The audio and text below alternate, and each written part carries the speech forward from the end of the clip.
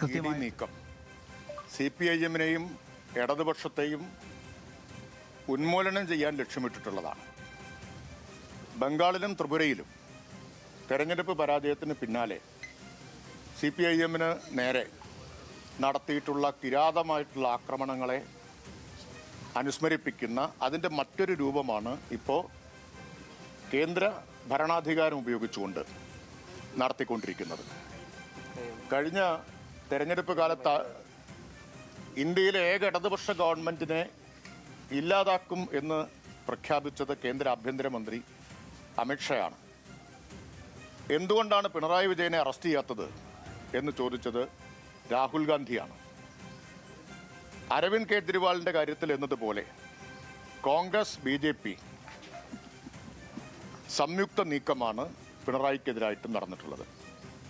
അരവിന്ദ് കെജ്രിവാളിനെതിരായിട്ട് പരാതി കൊടുത്തത് PCC പ്രസിഡന്റായിരുന്നു, കോൺഗ്രസിൻ്റെ ഡൽഹി പ്രസിഡന്റായിരുന്നു. അതിനെ പിന്തുണയ്ക്കുകയാണ് കോൺഗ്രസ് ചെയ്തത്. അവസാന കേസ് എന്തായി നമ്മളെല്ലാവരും കണ്ടു. കോടതി വലിച്ചു കീറി ചവറ്റുകൊട്ടയിലിട്ടു. അതാണ് EDയുടെ വിശ്വാസ്യത എന്ന് ഓർക്കണം. ഇന്ത്യയിൽ ഏറ്റവും വിശ്വാസ്യതയില്ലാത്ത ഒരു അന്വേഷണ ഏജൻസി രാഷ്ട്രീയ വേട്ടയ്ക്ക് മാത്രം പൊതുഖജനാവിലെ പണം ഉപയോഗിച്ച് തീറ്റിപ്പോറ്റുന്നൊരു സംഘമാണ് ED. രാഷ്ട്രീയ ആവശ്യത്തിന് തുടലഴിച്ച് വിടുകയാണ് ഓരോ സ്ഥലത്തും. അതാണിപ്പോൾ ഇവിടെ കാണുന്നത്. ഡൽഹിയിൽ PCC പ്രസിഡന്റാണ് കെജ്രിവാളിനെ കൊടുക്കാനുള്ള ഗൂഢാലോചനയ്ക്ക് നേതൃത്വം കൊടുത്തതെങ്കിൽ കേരളത്തിൽ കോൺഗ്രസ് നേതാക്കളാണ്. മാത്യു കൊഴുനാടൻ ഉൾപ്പെടെയുള്ള ആളുകൾ അതിൻ്റെ ഭാഗമാണ്. അപ്പോൾ കോൺഗ്രസ് BJP ഡീൽ ആണ് നമ്മളിപ്പോൾ കാണുന്നത്.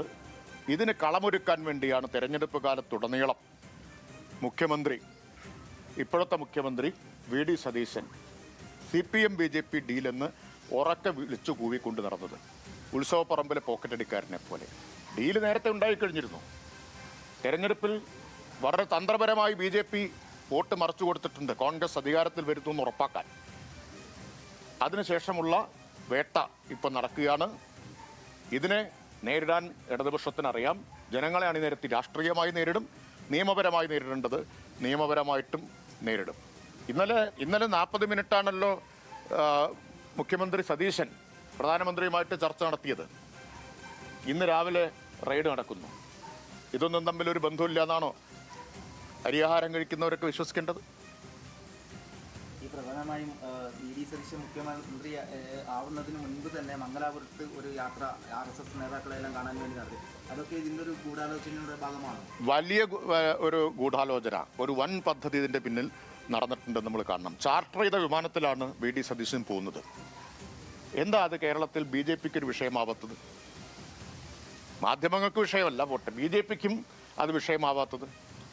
ഇപ്പം പിണറായി വിജയനാണ് ചാർട്ടർ ചെയ്ത വിമാനത്തിൽ പോയത്, അല്ലെങ്കിൽ ഏതെങ്കിലും CPIM നേതാക്കളാണ് പോയതെന്ന് കരുതുക. എന്താകുമായിരുന്നു കേരളത്തിലെ ചർച്ച? വന്ദേ ഭാരതിൽ ടിക്കറ്റ് എടുത്താൽ 1500 രൂപയ്ക്കോ മറ്റോ മംഗലാപുരത്തെത്താം. മൂകാംബിക ക്ഷേത്ര ദർശനമാണ് ലക്ഷ്യമെങ്കിൽ